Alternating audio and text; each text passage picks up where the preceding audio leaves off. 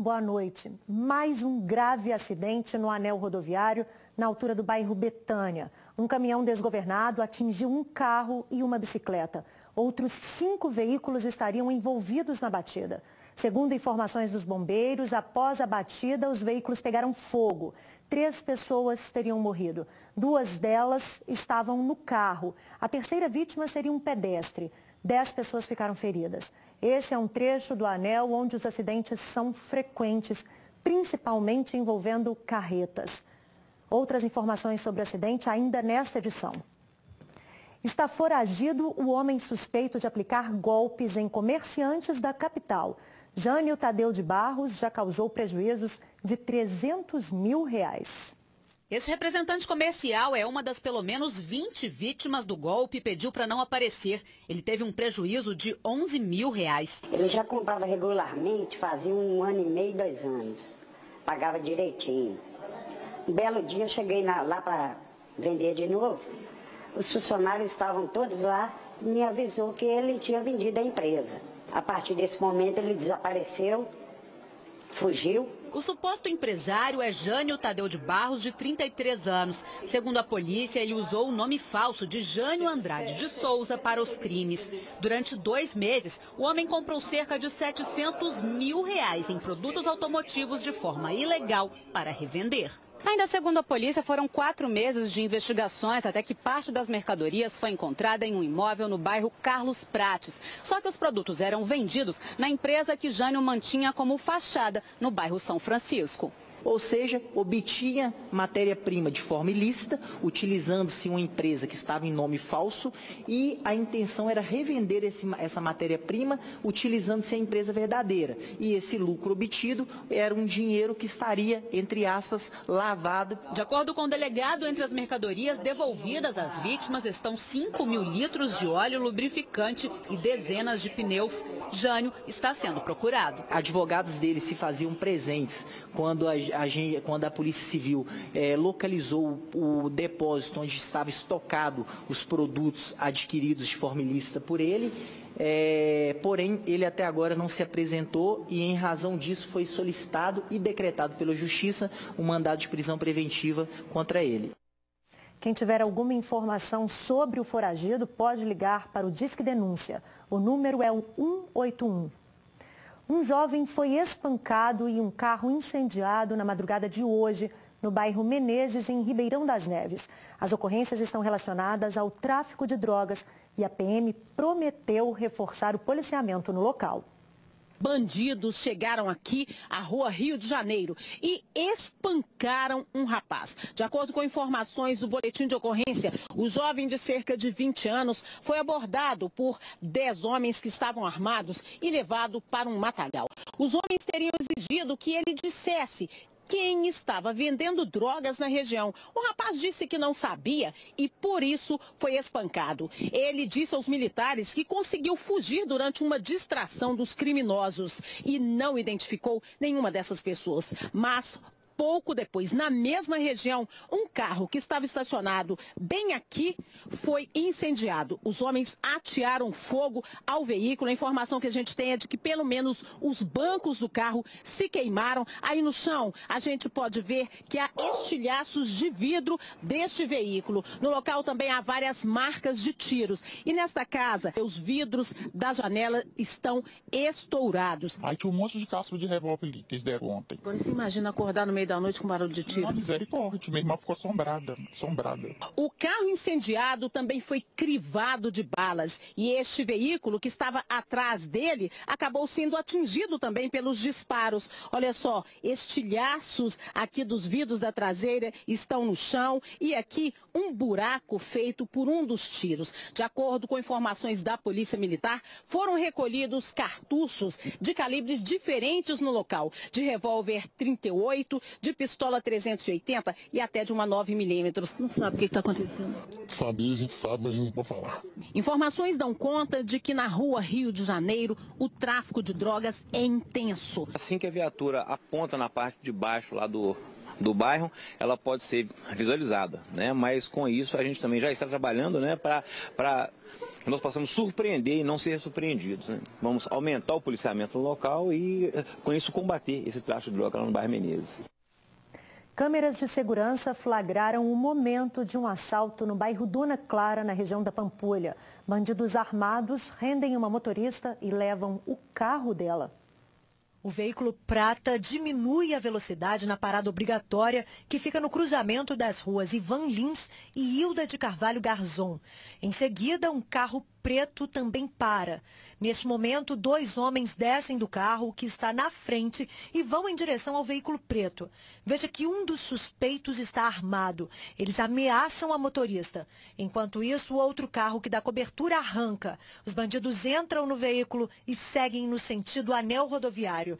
A vítima corre desesperada pela rua. De acordo com a Polícia Militar, o veículo preto foi localizado na rua Cerqueira Leite, no bairro Universitários. Mas até agora, ninguém foi preso. Uma companhia da Polícia Militar especializada na prevenção e combate à violência doméstica contra a mulher começa a funcionar em Belo Horizonte em até 30 dias. O anúncio foi feito hoje pelo governador Fernando Pimentel durante o Seminário Estadual de Prevenção à Violência Doméstica contra as Mulheres, promovido pela PM. Atualmente, cada batalhão conta com 2 viaturas especializadas nesse tipo de ocorrência. São as chamadas patrulhas de prevenção. Agora, todas essas equipes estarão reunidas num único local, o prédio do Centro de Policiamento da capital, na Praça Rio Branco, no centro. Olha a audácia dos criminosos que roubaram uma loja de celular em Nova Serrana, no centro-oeste do estado. Eles fingiram ser os donos do imóvel e contrataram um chaveiro para abrir o comércio. O prejuízo foi de R$200 mil. O chaveiro abre o portão ao lado da loja de celulares. Ele foi contratado por essa mulher, que é uma ladra, e teria dito a ele que morava no prédio. Depois, ela fica esperando no portão enquanto os 2 comparsas furtam a loja. Um deles arromba outra porta e vai para o laboratório, onde furta alguns celulares.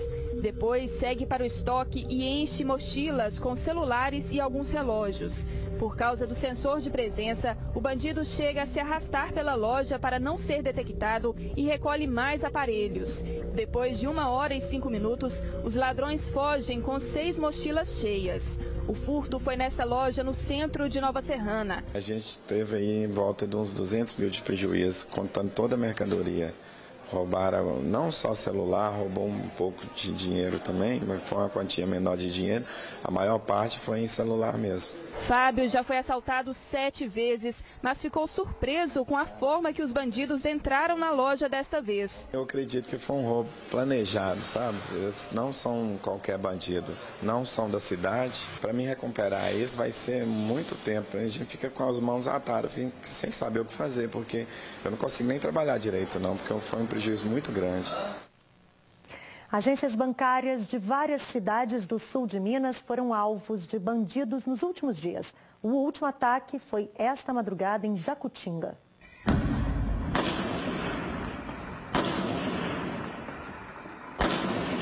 De acordo com a polícia, as explosões começaram por volta de 2 horas da madrugada. Os ataques foram primeiro na Caixa Econômica Federal e em seguida no Banco do Brasil.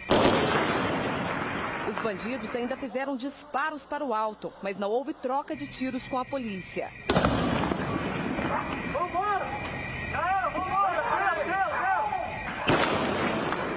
A quantia elevada não foi divulgada.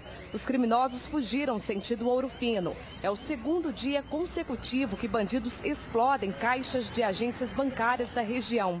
Ontem a ação aconteceu em 3 cidades do sul de Minas. Em Campos Gerais, criminosos armados explodiram a agência da Caixa Econômica. Já em Itaiandu, 8 homens armados explodiram o Banco Bradesco. Os suspeitos estavam em 2 carros e em uma moto. Em São Pedro da União, uma quadrilha com cerca de 10 pessoas explodiu o Banco do Brasil. Eles entraram e tiveram acesso ao cofre da agência que fica no subsolo. Eles estouraram a porta principal do Banco do Brasil, por meio de disparos. Ganharam o cofre, onde fica guardado o dinheiro, e explodiram a porta do cofre e subtraíram certa quantia em dinheiro, que até o momento não foi divulgado. E não é que o raio caiu 2 vezes no mesmo lugar. Mais um preso fugiu do presídio de Governador Valadares, no leste do estado, em menos de uma semana. Dessa vez, Jason Jackson Alves, de 35 anos, escapou durante o horário de trabalho externo, autorizado pela Justiça. A fuga aconteceu na parte da manhã, enquanto ele trabalhava nesta fábrica de tijolos ao lado da unidade prisional. As atividades foram suspensas após o fato. Os outros detentos que trabalhavam no local tiveram que voltar para o presídio. Segundo a Polícia Militar, o detento, durante o trabalho, percebeu uma suposta distração de alguns agentes prisionais e, na sequência, pulou um muro da parte de trás da fábrica. Depois de fugir, ele entrou neste mato e invadiu uma universidade que fica no mesmo bairro. Um cerco foi montado. Policiais militares e agentes prisionais fizeram buscas também próximas ao Rio Doce. Empenhou a outra viatura e a gente está em apoio. De imediato a gente foi para as margens do rio, atrás da Univale, para rastrear. Em menos de 4 dias, este foi o segundo caso de fuga no presídio de Valadares. O outro aconteceu no domingo. Douglas Washington Santos Rocha, de 25 anos, foi colocar o lixo para o lado de fora do presídio e fugiu numa motocicleta. A Secretaria de Estado de Administração Prisional abriu procedimento para saber as circunstâncias da fuga, neste caso, e se houve facilitação. Jason estava preso por tráfico de drogas. A Polícia Civil vai investigar o caso. Até agora, nenhum dos 2 presos foi recapturado. Nós voltamos a falar sobre o acidente no anel rodoviário e vamos para lá agora, onde está ao vivo a repórter Fernanda Pena. Boa noite, Fernanda.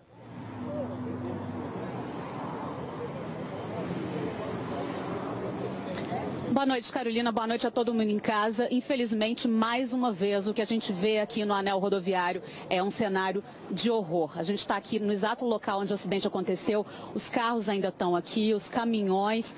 Algumas pessoas que estavam no momento do acidente permanecem no local. A pista no sentido Vitória continua interditada, trânsito fluindo apenas pela marginal. No sentido contrário, sentido Rio de Janeiro, a polícia já liberou o tráfego. A gente estava conversando com os bombeiros aqui há pouco, eles disseram que são 14 vítimas, 3 óbitos já confirmados e 11 feridos que foram levados pelo SAMU e pelos bombeiros para hospitais. 9 veículos se envolveram nesse acidente, entre eles um ciclista, uma bicicleta que é desse moço aqui, é o Vinícius Augusto. Ele estava passando de bicicleta aqui pelo anel no momento do acidente e viu tudo e nasceu de novo, né, Vinícius? Nasci de novo. Como é que foi? Foi tipo assim, não sei, a carreta vindo, já batendo nos carros tudo, batendo nessa daqui que tá do lado. Na hora que eu assustei, eu olhei para trás assim, eu só vi só a carreta vindo com outro carro pro meu lado. Aí a primeira coisa que eu fiz foi soltar a bicicleta e pular, sair fora. Aí foi a hora que eu saí e pulei pra marginal. Aí na hora que eu vi que o caminhão já tava pegando fogo com o carro, que aí até ocorreu uma explosão. Aí minha bicicleta tava lá no meio lá, ó. Aí eu falei que consegui escapar. Bicicleta, não sobrou nada? Não sobrou nada, tá toda... não dá nem pra fazer nada com ela. Como que foi você sair dali, ver aquilo tudo, pegando fogo? Foi meio constrangedor, né? Eu vi aquilo dali pegando fogo ali, vem aquelas pessoas sem poder salvar, sem entrar ali pra poder salvar, naquele meio daquele fogo, não tinha nada, um extintor, nada, todo mundo apavorado, todo mundo que tava na marginal ali, que viu eu fazendo apavorado, tentando ajudar. Aí só que não tentou ajudar, que nós estava perto, aí ocorreu essa explosão desse caminhão, aí todo mundo saiu de perto, aí que chegou o corpo de bombeiro da Via 040, que foi apagando a chama a poucos, até que chegou o corpo de bombeiro militar, que aí apagou a chama toda lá, que fez tudo certinho lá, mas não machuquei, nada, nem um arranhão, graças a Deus.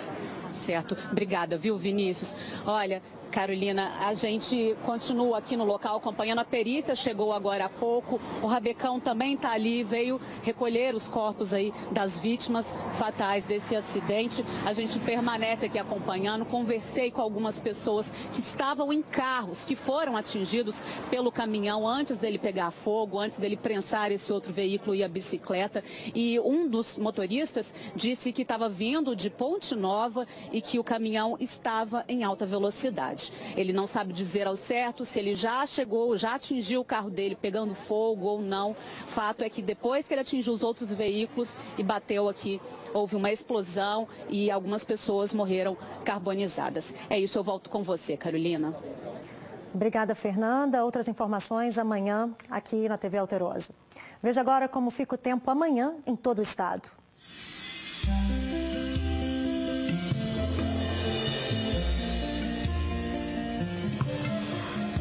Neste feriado, o tempo fica parcialmente nublado nas regiões leste e zona da mata.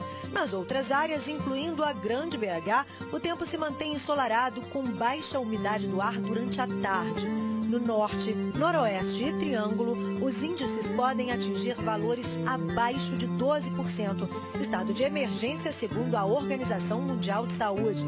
Em Belo Horizonte, mínima de 14 e máxima de 28 graus. Em Montes Claros, os termômetros variam entre 21 e 33. Em Poços de Caldas, vai de 5 a 25 graus. Em Tiradentes, mínima de 9 e máxima de 27. E em Betim, mínima de 20 e máxima de 29 graus. Amanhã, 7 de setembro, acontece o tradicional desfile em comemoração ao Dia da Independência. A Avenida Afonso Pena estará interditada para o evento, marcado para começar às 8 da manhã. Algumas ruas no entorno da avenida vão ser interditadas a partir das 9 horas da noite de hoje. Em nosso site você encontra mais informações sobre o trânsito e os desvios. Veja agora o que abre e o que fecha neste feriado aqui na capital. Na saúde, as UPAs, o Hospital Odilon Berens e o SAMU funcionam normalmente. Já os centros de saúde estarão fechados e reabrem na sexta-feira. O BH Resolve estará fechado na quinta e na sexta.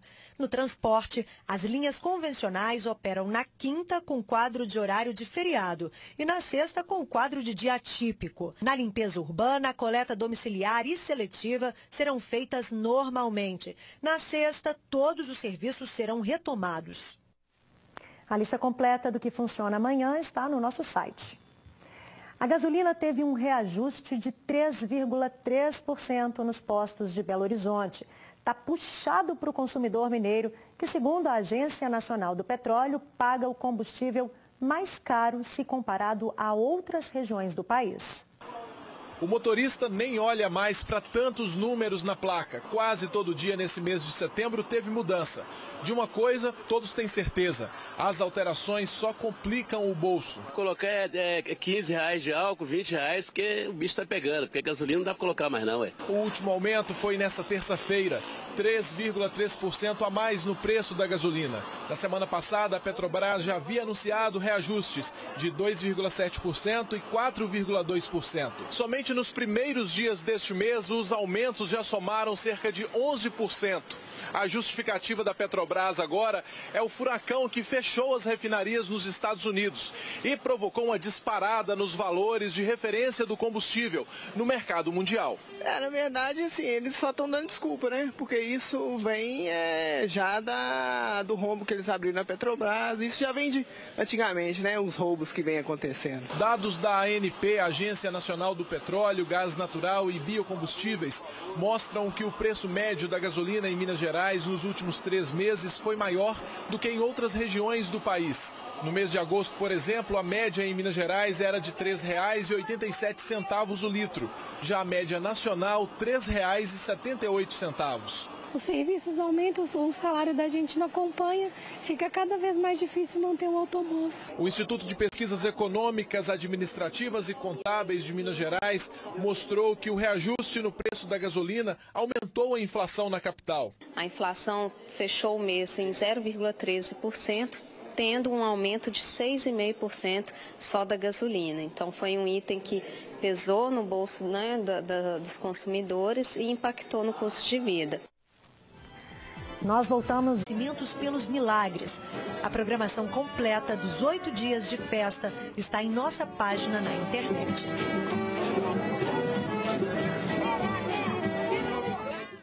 O Jornal da Alterosa termina aqui. Um bom feriado a todos. A gente se vê amanhã a partir das 7h15 da noite. Até lá. Tchau.